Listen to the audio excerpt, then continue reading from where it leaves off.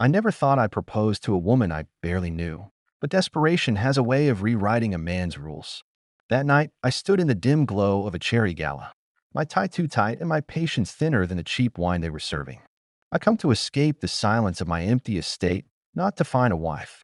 Then I saw her, Brittany Blanelson, balancing a tray of hors d'oeuvres with a grace that didn't match the exhaustion in her eyes. She was a single mother, I'd heard, scraping by with two kids and a mountain of bills. Something about her grit pulled me in, like a moth to a flame I didn't yet understand. I approached her during a lull, my voice steady despite the nerves clawing at my gut. "You look like you're carrying more than just that tray," I said, aiming for charm but landing somewhere closer to awkward. She froze, her hazel eyes narrowing as if sizing me up for a fight. "And you look like you're slumming it with a help," she shot back, sharp but not cruel. I liked that. I liked her. We talked briefly between her rounds. Her name rolled off her tongue with a tired pride, Brittany Blanelson. She had an 8-year-old daughter, Emma, and a 5-year-old son, Noah. Their father was out of the picture, she said, her tone clipped, like she'd rehearsed the lie. I didn't press. Instead, I offered her a business card, my name, Victor Hargrove, embossed in gold. "If you ever need a way out," I told her, "call me." She tucked it into her apron without a word, but I saw the flicker of curiosity in her glance. Days later, she did call. Her voice trembled through the line, asking to meet.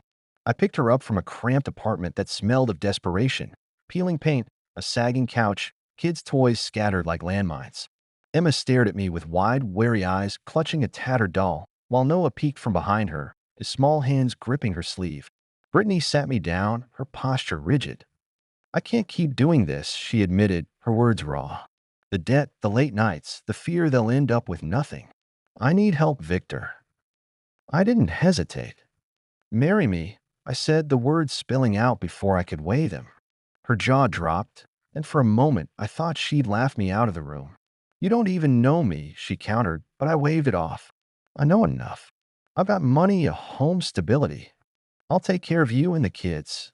No strings, no questions." It was reckless, insane even, but I'd spent years alone in that sprawling estate, haunted by echoes of a life I'd never built. Brittany was a chance to fill the void. She didn't say yes right away. She studied me, searching for the catch, her fingers twisting the hem of her shirt. "Why me?" she finally asked, her voice barely above a whisper. I shrugged, keeping it light. "Because you're a fighter."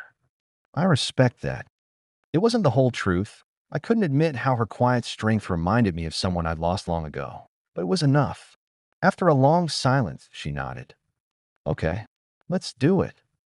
The wedding was quick, a courthouse affair with a board clerk and 2 witnesses I'd paid to show up. Brittany wore a simple dress, her kids fidgeting beside her, Emma in a too big sweater, Noah clutching a toy car. I signed the papers with a steady hand, feeling the weight of my decision settle like a stone in my chest. This wasn't love, not yet, but it was something. Pact. Promise. We moved into my estate the next day, a hulking mansion I'd inherited, all stone walls and shadowed corners. I'd always found it too big for one man, but with Brittany and the kids, it felt almost alive. I gave them the grand tour, pointing out the library, the kitchen, the bedrooms I'd had furnished just for them. Emma's eyes lit up at the shelves of books, while Noah raced his car across the hardwood. Brittany trailed behind, her expression unreadable, her fingers brushing the walls as if testing their reality.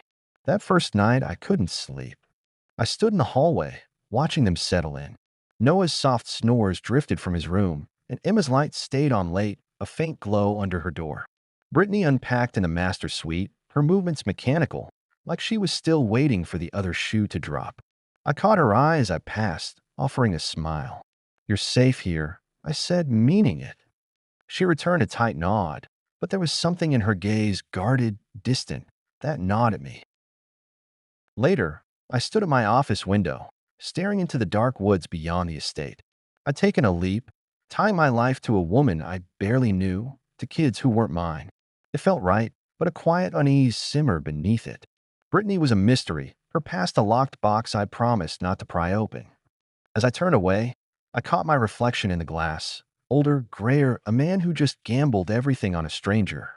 And in that moment, I wondered if she was watching me too, her own secrets coiled tight, waiting to strike.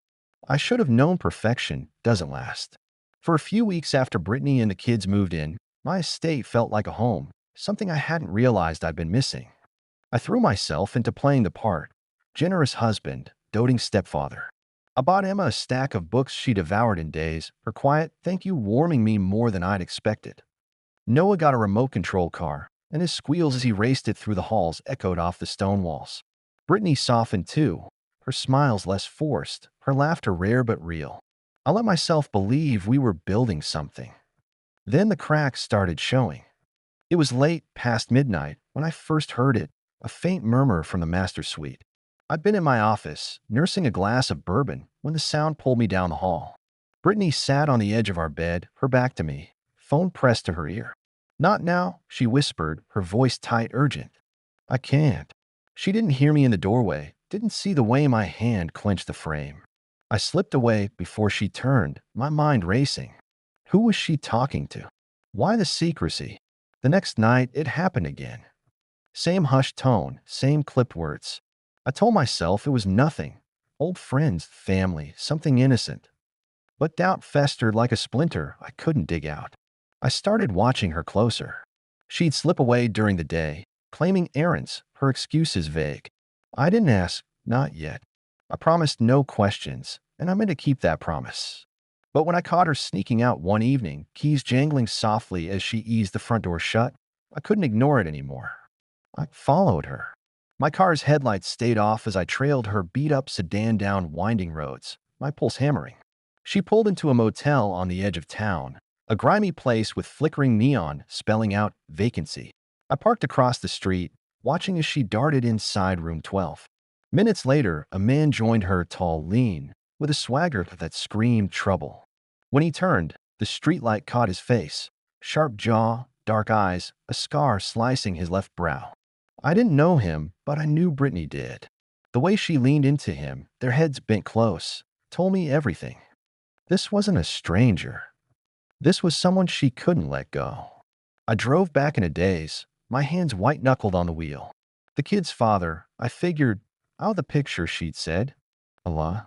My chest burned with betrayal, but I swallowed it down. Confronting her would have been easy, but I wasn't ready to shatter the fragile thing we'd built. Instead, I waited, watching her play the part of dutiful wife the next day, her smile a mask I could now see through. She didn't know I'd followed her, didn't know I was unraveling her. Then Emma threw me a curveball. We were in the library.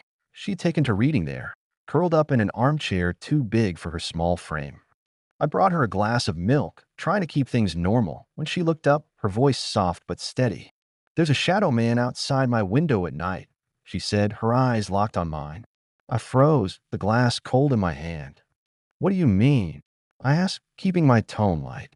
"Just a tall shape," she replied, shrugging like it was nothing. "He doesn't move.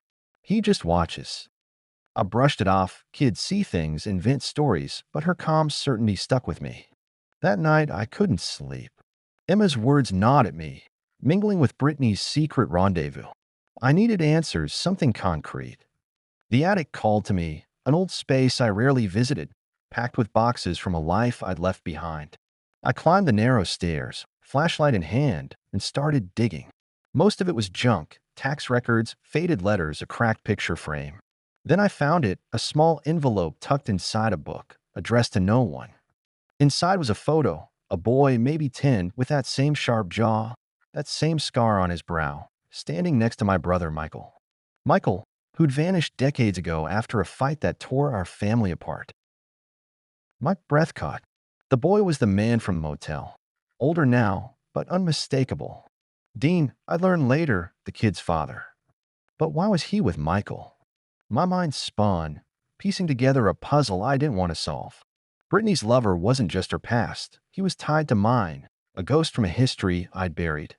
I stuffed the photo in my pocket, my heart pounding. Downstairs, the house was silent, but it felt alive now, watching me back.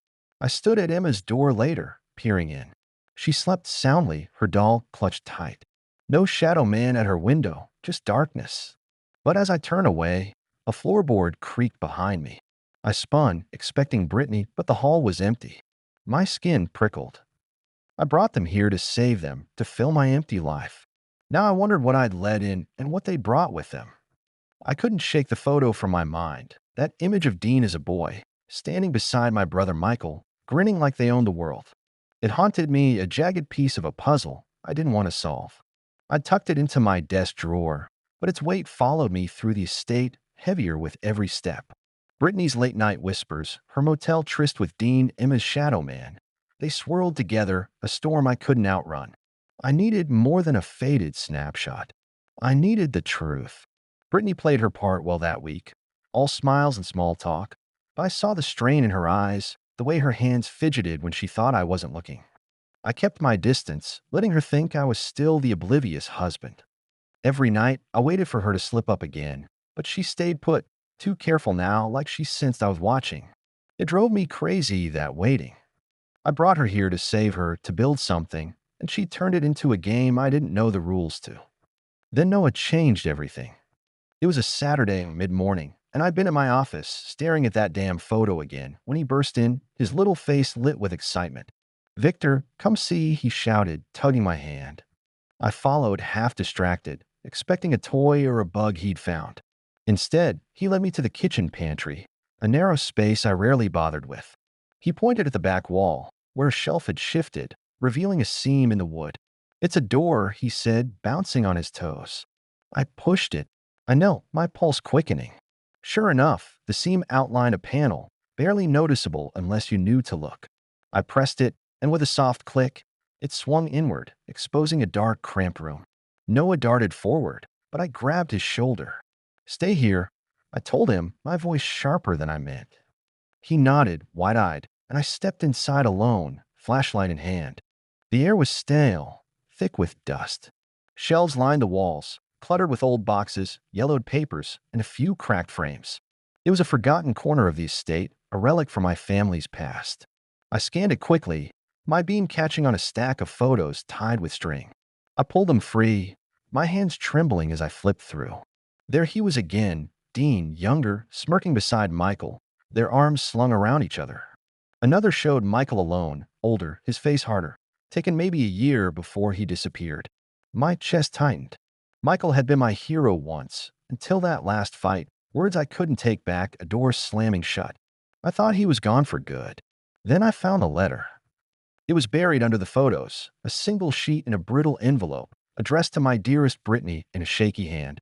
I recognized the script, Brittany's mother, I'd bet, from the way Brittany had described her shaky hands near the end. I unfolded it, my breath shallow. "The children are the key," it read. "He'll come for what's his. Keep it hidden or it'll destroy us all." No names, no details, just a warning, cryptic and cold. I read it again, my mind racing. What was it? And who was he? I stuffed the letter in my pocket, my thoughts a tangle. The children, Emma and Noah, tied to some inheritance, something Dean wanted. Brittany hadn't married me just for money. She was running from him, using me as a shield. But the photo of Dean with Michael gnawed at me. My nephew. The idea hit like a punch. Michael's son, hidden from me all these years. The inheritance wasn't hers. It was mine, stolen by Michael, passed to Dean. My family's fortune twisted into a weapon. I stepped out, closing the panel behind me. Noah waited, his toy car clutched tight. "Cool, right?" he asked, grinning. I forced a smile. "Very cool, buddy. Our secret, okay?" He nodded, scampering off, oblivious to the bomb he just dropped in my lap. I leaned against the counter, my head spinning. Brittany's lies, Dean's connection, the letter. It was too much, too fast. That night, I watched the woods from my office window, half expecting Dean to step out, scar glinting in the moonlight. He'd been close. I'd felt it ever since Emma's Shadow Man story. Then I heard it, a soft thud from upstairs. I grabbed the flashlight and climbed the attic stairs, my heart in my throat. The space was empty, boxes untouched, but a child's drawing lay on the floor, a stick figure, tall and faceless, scrawled in black crayon. Emma's work, I guessed, but it chilled me. Had she been up here? Or someone else? I went to her room next, peering in. She slept, her doll beside her, but her window was cracked open, just an inch. I shut it, my fingers lingering on the latch. Downstairs, Brittany laughed at something Noah said, her voice carrying up the stairs. It sounded so normal, so wrong. I'd let them in, given them everything, and now the walls were closing in literally with that hidden room and figuratively with every secret I uncovered. Dean was out there, tied to my past. Brittany was hiding more than an affair. And me? I was the fool who'd invited the danger inside. I'd stopped sleeping by then, my nights a blur of pacing and paranoia. The letter from Brittany's mother, the photos of Dean with Michael, that faceless drawing, they haunted me, pieces of a nightmare I couldn't escape. I kept them hidden, locked in my desk, but their pull was relentless. Brittany noticed my distance, her glances sharper, her questions probing. "You okay, Victor?" she'd ask, her tone too casual. I'd nod, forcing a smile, but inside I was unraveling. She was playing me, and I was letting her, until that storm hit and everything broke apart. It rolled in fast, a wall of thunder and lightning that shook the estate. The power flickered, plunging us into shadow, and I felt the tension coil tighter. Brittany had been restless all day, her eyes darting to the windows, her hands twisting a dishcloth until it frayed. I watched her from the library, pretending to read, my gut screaming something was coming. Then she vanished. One minute she was tucking Noah in, her voice soft through the walls. The next, silence. I checked the master suite. Empty. Her coat was gone from the hall, her keys missing. I found the note on the kitchen counter, scrawled in her jagged hand. I had to protect them. Don't trust him. My stomach dropped. Him, Dean, I assumed, the scarred ghost from the motel. My nephew turned threat. The letter's warning echoed in my head. He'll come for what's his.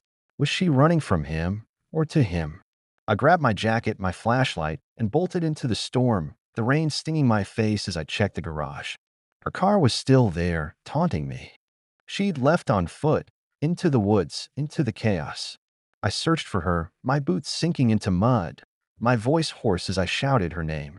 The flashlight cut through the dark, but the trees swallowed everything. Sound, light, hope. I circled back after an hour, soaked and furious, my mind racing. She'd left the kids, left me with nothing but a cryptic scrap of paper. I stormed into the house, dripping water across the floor, and headed for Emma's room. She'd know something, she had to. I pushed her door open, softer than I meant, and froze. Emma stood by her bed, her small frame rigid, a kitchen knife glinting in her hand. Her eyes met mine, cold and steady, not a trace of the shy girl I'd known. "Mom said you'd figure it out eventually," she said, her voice flat, like she was reciting lines. My heart stopped. I raised my hands slow, my mouth dry. "Emma, put that down. What's going on?" She didn't move, the blade steady. "It's not money," she said, stepping closer. "It's secrets. Mom and Dad need them. You're in the way." Dead Dean. The room tilted, my breath shallow. Brittany hadn't just been hiding an affair. She'd been grooming her own daughter, turning Emma into a weapon.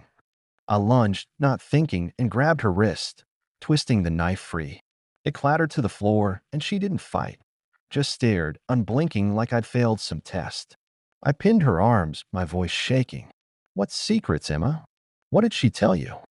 She smirked, a chilling mimic of Dean's grin. "The stuff in the cellar. It'll ruin you. They train me to make sure you don't stop them." I released her, stumbling back, my mind reeling. The cellar locked, ignored since I'd moved in. Blackmail, I realized. The inheritance from Michael's letter. A cache that could dismantle my empire. Brittany hadn't married me for safety. She married me to get closer to it. I tied Emma's hands with a scarf. Not tight, just enough, my gut twisting at the betrayal. She didn't cry, didn't plead, just watched me with those empty eyes. I locked her door from the outside, my hands trembling, and ran to Noah's room. He slept, oblivious, his toy car clutched tight. I left him there, safe for now, and grabbed my keys. The cellar, I had to find it, stop them before Dean came crashing in. Downstairs, the storm raged, rattling the windows. I tore through the kitchen, the pantry, searching for a way down. The hidden room mocked me, its secrets already spilled, but no cellar door. Then I heard it, a thud heavy from the hall. I spun, flashlight raised, expecting Dean's scarred face. Nothing. Just the note fluttering off the counter in the draft. I snatched it, rereading, "Don't trust him." Him? Dean? Or someone else? I moved to the front door, peering into the night. Lightning flashed, and for a split second, I saw it, a figure tall, motionless, just beyond the trees. Emma's shadow man. My skin crawled. Dean watching, waiting. Or was it? The shape didn't move, didn't charge. Just stood there, a silhouette carved from the dark. I gripped the flashlight tighter, my resolve hardening. Brittany was gone, Emma was a pawn, and I was alone in a house that wasn't mine anymore. Whatever they wanted, I'd find it first, or burn it to the ground. I stood at the front door, flashlight trembling in my hand. The shadow man's silhouette burned into my mind. The storm howled outside, a beast clawing at the estate, but inside, the silence was worse, thick, suffocating. Emma's words echoed, "The stuff in the cellar. It'll ruin you." I locked her in her room, her wrists bound, her stare haunting me. Noah still slept, innocent in his ignorance, but I couldn't shake the dread. Brittany was out there, Dean was coming, and I was running out of time.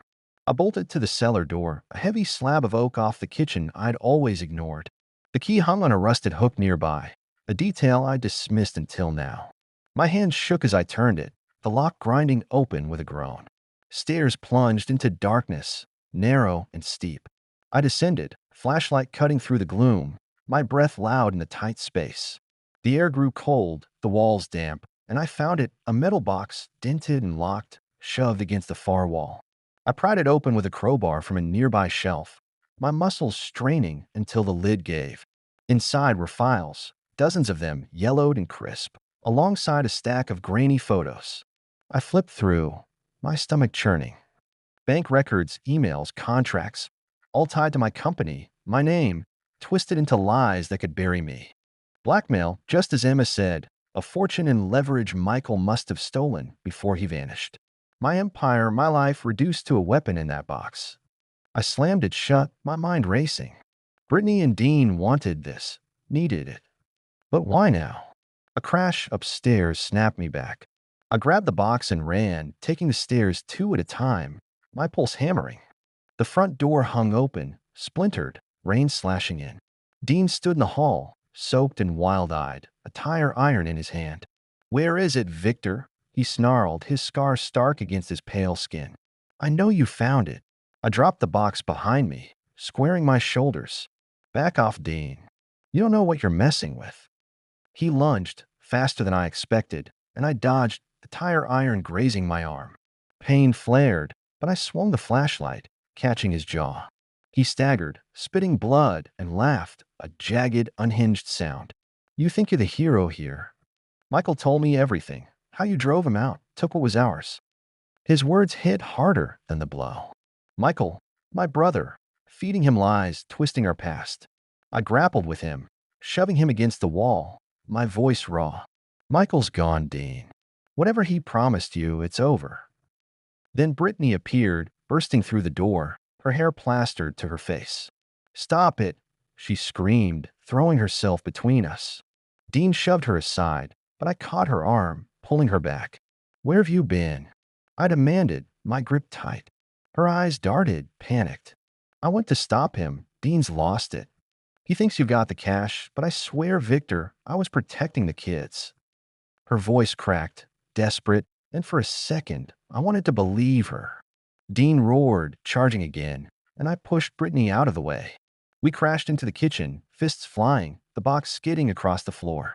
I pinned him, my knee on his chest, but he grinned up at me, blood streaking his teeth. "You're too late, Uncle." "He's here." Uncle, the word twisted in my gut, confirmation of what I'd feared. Before I could press him, Noah's voice cut through the chaos. "Victor, the shadow man's downstairs." I spun, releasing Dean, and ran to the stairs. Noah stood at the top, pale, pointing down. Brittany grabbed him, pulling him back, her face ashen. I descended again, slower this time, the box under my arm, my flashlight shaking. The cellar was empty, or so I thought. Then a shadow shifted, and a man stepped forward, tall, scarred, older, but unmistakable. Michael, my brother. Alive? "Victor," he said, his voice low, familiar yet foreign. "You've been busy." I froze, the box heavy in my hands, my world tilting. "You're dead," I choked out, but he smiled, cold and sharp. "Not quite. I've been waiting, watching. Dean's a blunt tool. Brittany's a liar, but you? You've got what I need. He nodded at the box, stepping closer. Hand it over, and this ends. I backed up, my mind reeling. He'd orchestrated it all. Brittany's marriage, Dean's rage, Emma's training, puppets on his strings. Why? I asked, my voice breaking. You left me. His eyes darkened. You left me no choice. That empire was mine too, until you shut me out. Now I'm taking it back. Footsteps pounded above. Dean, Brittany, the kids. I clutched the box tighter, my resolve hardening. You're not getting it, I said, my voice steady now. Not after this. Michael lunged, and I swung the box, catching his shoulder. He stumbled, and I bolted up the stairs, slamming the cellar door and locking it. Dean waited in the hall, tire iron raised, but Brittany tackled him, screaming, "Enough!" They fell in a heap, and I ran past, the box my only weapon left. I stopped at Noah's room, breathless, peering in. He huddled with Emma, freed somehow, her eyes blank again. Outside, the storm raged, but inside, the siege was real. Michael was alive, Dean was down, Brittany was a wild card, and I was trapped with a truth that could destroy me or save me. I stood in the hallway, the blackmail box digging into my ribs, my brother's voice still ringing in my ears from the cellar below. Michael, alive, scheming, a ghost-turned puppet master. The estate pulsed with chaos, Dean and Brittany tangled in the kitchen, their shouts muffled, Noah and Emma huddled in his room, her blank stare a knife in my gut. The storm battered the walls, but it was nothing compared to the war inside me. I built this life to save them, and now it was crumbling, unless I ended it. I bolted to Noah's room, my breath ragged. He clung to Emma, his small face streaked with tears. She sat still, her wrists free. Someone had cut the scarf I'd tied, maybe Brittany, maybe herself. Stay here, I told him, my voice firm despite the tremor. Noah nodded, but Emma just watched me, her silence louder than the thunder. I shut the door, my heart pounding, and turned back to the fight I couldn't avoid. In the kitchen, Brittany had Dean pinned, her knee on his back, the tire iron skittering across the floor. "Victor, help me," she yelled, her eyes wild. Dean thrashed, snarling. "She's lying, always has." I hesitated, the box heavy in my hands. She claimed she'd run to stop him, but Emma's words, asterisk mom and dad need them asterisk, cut deeper. I grabbed the tire iron, looming over them. "Enough," I said, my voice steel. "Brittany, get off him." She obeyed, stepping back, her chest heaving. Dean lunged to his feet, but I swung the iron, catching his shoulder. He crumpled, groaning, and I kicked him down, my fury boiling over. "Stay there," I snapped, then turned to Brittany. "Truth." "No." She swallowed, her hands raised. "I married you to hide from Dean. Michael found me years ago, forced me into this. The cash was his plan, not mine. I didn't want the kids hurt, I swear." Her words trembled, but I couldn't trust them. Not after Emma's knife, not after Michael's smirk. Before I could press her, the cellar door exploded open, with splintering. Michael emerged, a crowbar in his hand, his scarred face twisted with rage. "You're out of moves, Victor," he said, advancing. "Give me the box, or I take it." I backed up, clutching it tighter.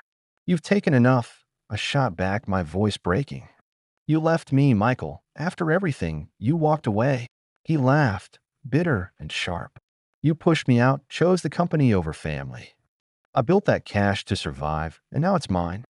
He swung the crowbar, and I ducked, the metal whistling past my head. Brittany screamed, Dean cursed, but I focused on Michael, my brother, my betrayer. We clashed, a brutal dance of fists and steel. I smashed the box into his chest. He landed a blow to my ribs, pain searing through me. Dean staggered up, joining the fray, and Brittany tackled him again, a tangle of limbs and rage. I wrestled Michael to the floor, my hands on his throat, his on mine. "You used them, all of them." I growled, squeezing. His eyes bulged, but he rasped, "You're no saint, Victor.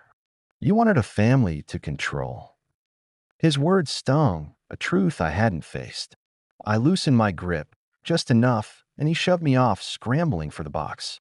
Then Emma appeared, silent, swift, a knife flashing in her hand. She plunged it into Michael's back once, twice, her face blank as he gasped and fell.